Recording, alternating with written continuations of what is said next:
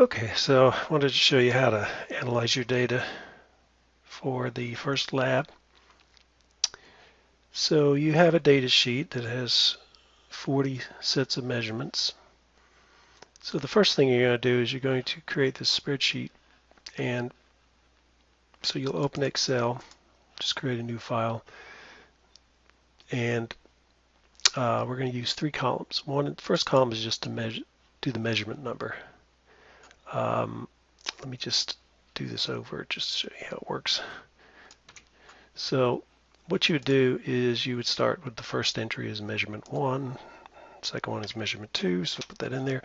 Now instead of writing out 40, all you have to do is highlight the first two entries in that column, the number entries, then go to the corner until you get the little cross here, the small cross on the edge, and then you just pull it down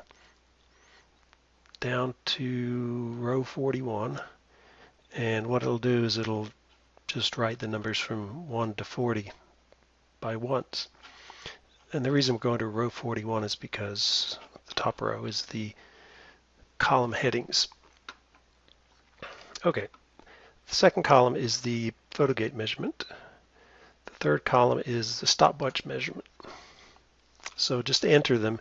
You'll notice that if you have zeros like 2.00, it'll round it off to it'll just say 2. Or if there's one digit, 2.20, it'll drop the 0. But they're really all two decimal places here. You may have done them to more than that, and that's fine. Just go ahead and enter them in as on your data sheet. Okay, here's another thing. Notice that this title is not fitting within the cell, this column C. So you could manually stretch it. So you take your cursor, go up to the top between columns C and D, and then you can just stretch it like that. And that way this title fits in completely instead of overlapping. You know, if I go over to column B, if I made it smaller, what you'd see is it cuts off part of the title. So sometimes you usually like to have the whole title shown. So you can do it manually by putting it between the columns, or if you just put it between the columns and double click, it'll automatically do it to the measurements of the title. Actually, it'll do it to the widest column, the one with the most number of characters. So in this case, the most number of characters, and they're in the first row here. Okay, so that's the first thing you do. Next thing is we want to make this 2.00. So we're going to format that. So what we're going to do is we're going to click in the upper left-hand piece of data. Then we'll put our cursor, what the heck do you call that thing on your mouse? You know, you click on it, and it'll come to me in a minute here. So anyway, you highlight all the data. So you drag it down here, and then you right click, and you go to Format Cells. You pick Number from this list, and we're going to do 2 decimal points. And we say OK. So you'll notice that all of them now have 2 decimal points, 2.00, 2.20. Okay, so that just looks better. Okay, so that's the data entered. Now, what are we going to do with this data? Well, there's a couple things that might be interesting. One is to calculate like a percent error. So we'll do percent error in this column. We'll do the absolute value. Notice that this one's a little narrow, so we'll go up here and double click to get it wider. This one's it's fine. Now if you wanted to have them all the same width, you could highlight all of the columns here like this, and then double click, and it actually does all of them at one time if they're not sized. I think you can also stretch all of them, maybe. Maybe not. Oh, there we go. Yeah, how about that? Let's show you that again. So here they're all different widths. If you go in here and stretch this one, let's see, between C and D, what that will do is it will now make them all the same width. It just looks a little nicer. You've got a lot of wasted space, but it does look a little bit neater because they're all the same width. Okay, percent error. So percent error, you put equals, any formula you use in Excel, you put an equals sign. Then you use a left parenthesis. We'll take the stopwatch measurement, which is our measurement looking at error.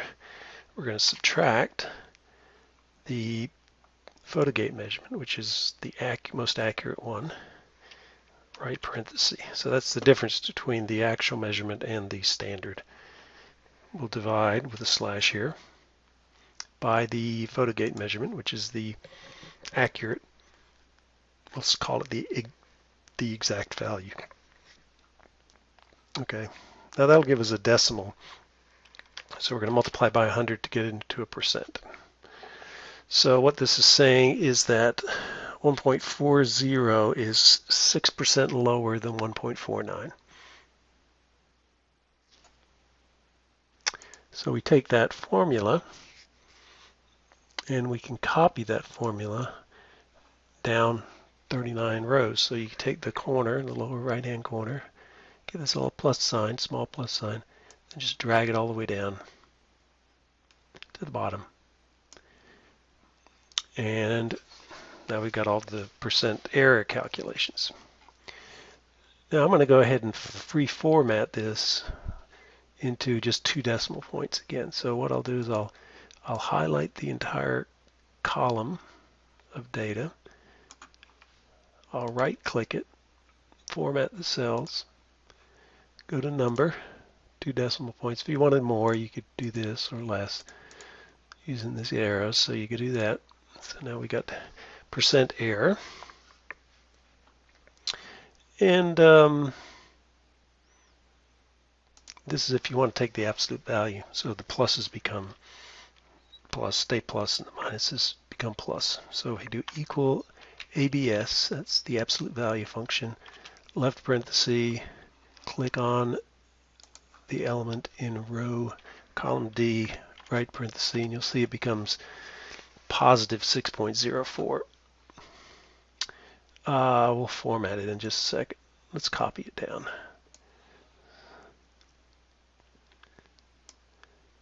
Okay, let's go ahead and highlight all those and we'll reformat it. So highlight it, right click, format cells, number, 2 decimal places, and there it is. Okay, so that's the absolute value of these numbers. Now one thing may be interesting is to add all of the entries in this column, because some are below, some are above. Do you consistently over predict it or under predict it, or is it kind of a random thing? Something about the same amount up plus and greater than same amount less than. So if you take the average of all these, if it's completely random as far as you're not over predicting and consistently doing one or the other, then you should get pretty close to 0. So I'm going to say equals average, left parenthesis, highlight all these cells, right parenthesis, and I get 0.35. So that's pretty good, close to 0. So it doesn't look like this person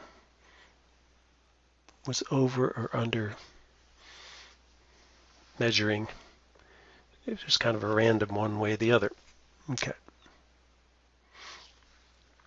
Now the next thing we're going to do is we're going to look to see whether the person did better in the second set of measurements or in the first set of measurements, because we really were starting off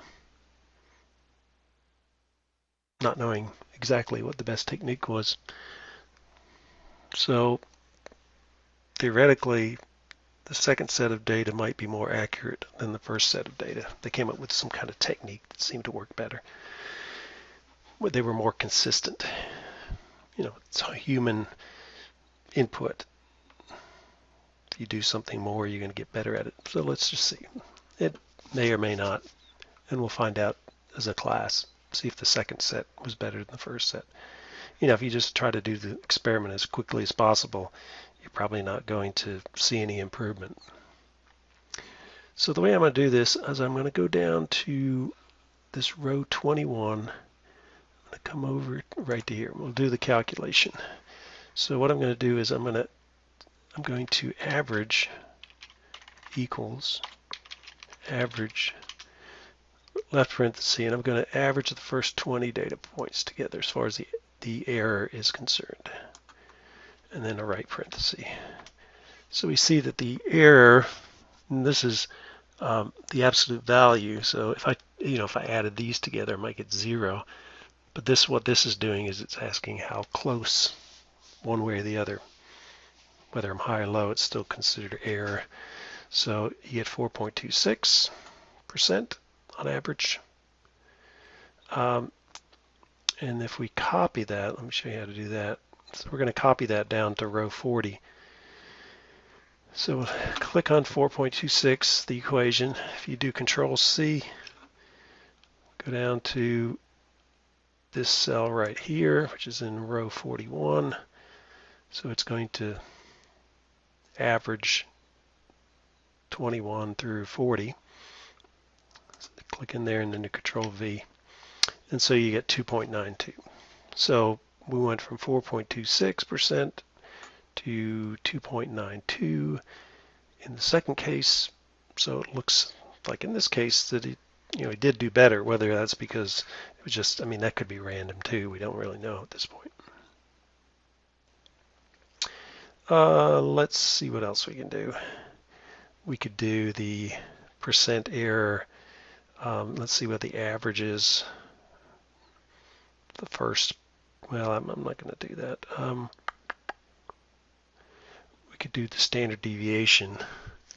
So see how much variation of these numbers. We'll use this, well, we could use the plus or minus numbers here. Standard deviation, you square, take the square root, so so we're going to do the same thing, except we're going to use equals STDEV. That's the formula for standard deviation. Left parenthesis, we'll come over to here to column D, highlight measurements 20 through 1, then right parenthesis, push enter.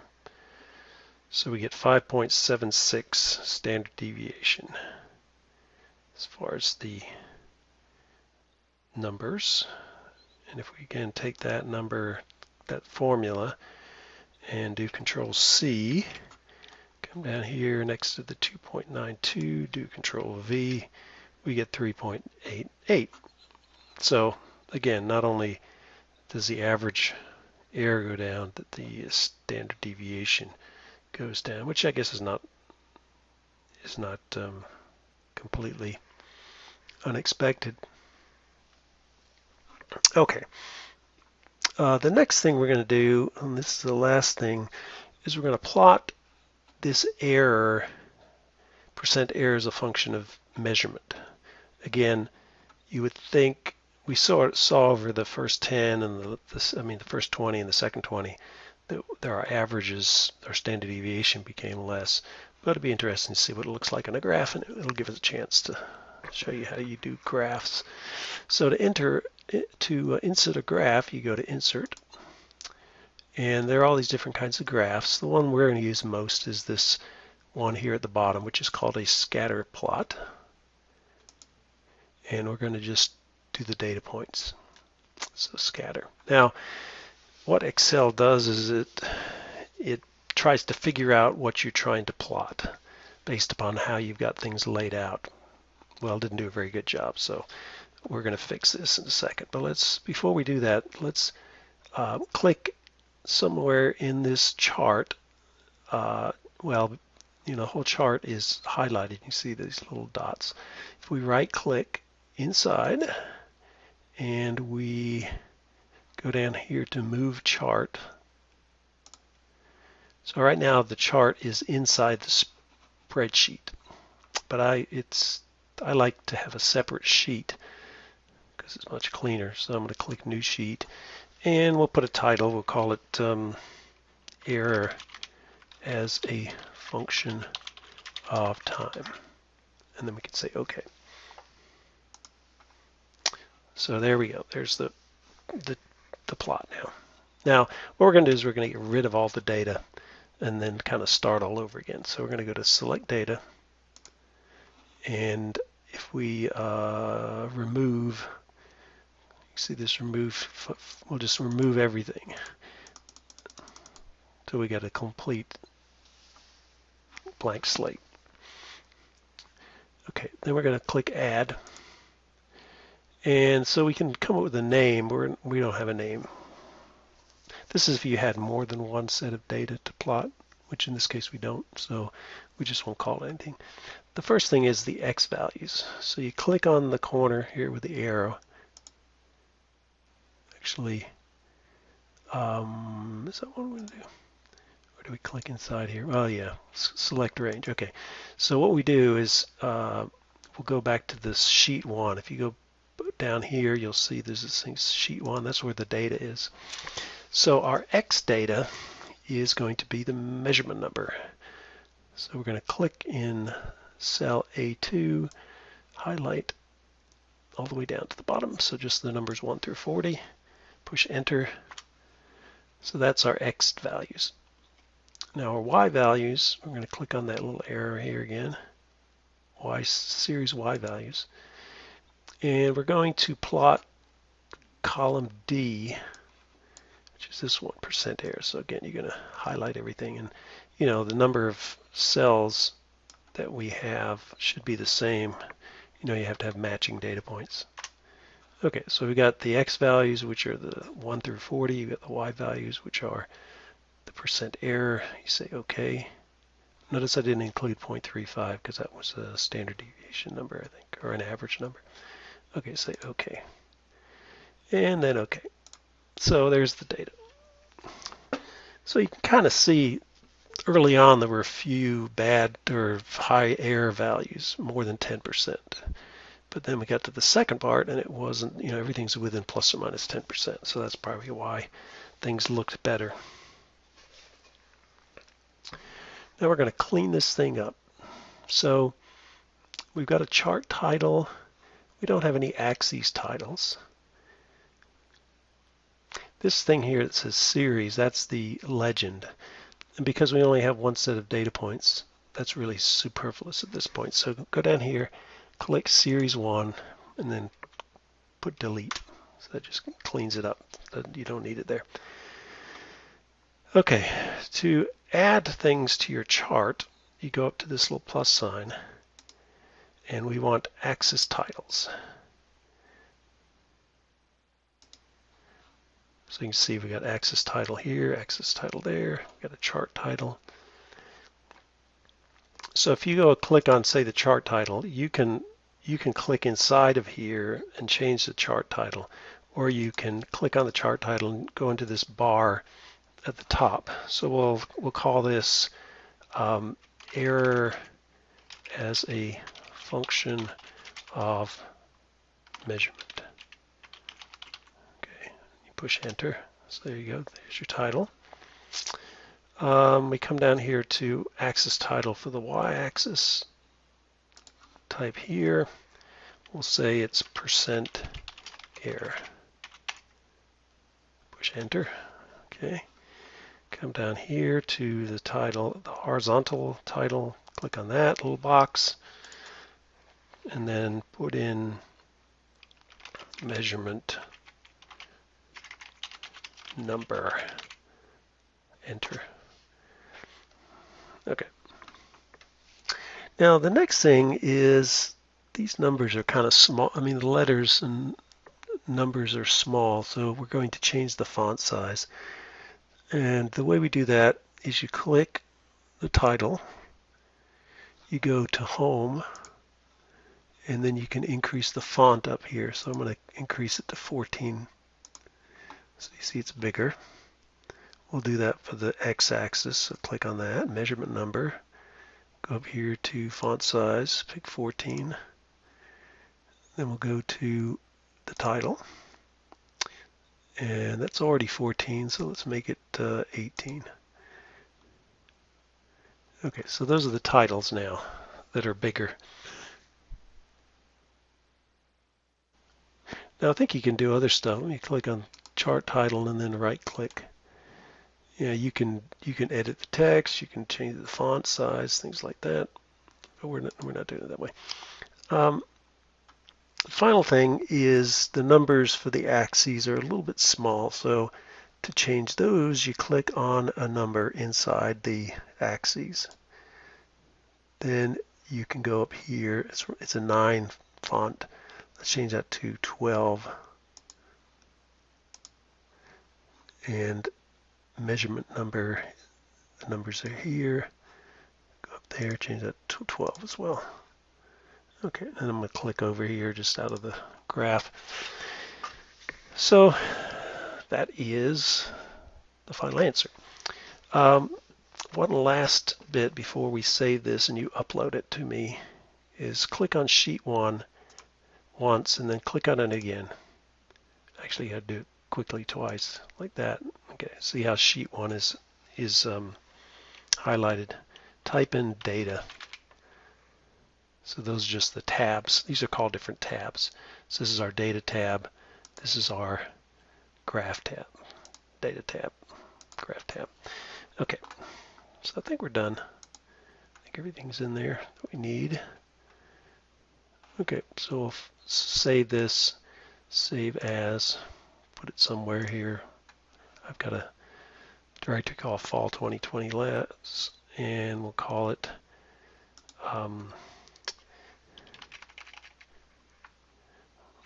just call it Lab 1, and it's going to save it as an Excel file. And put your name on there too, and you'll upload it just like you normally upload stuff, but it'll be an Excel file. But put my name on the Lab 1, Stephen Nicholson. Save. Okay. I think that's it. I may consolidate all the data and look at and see what you got.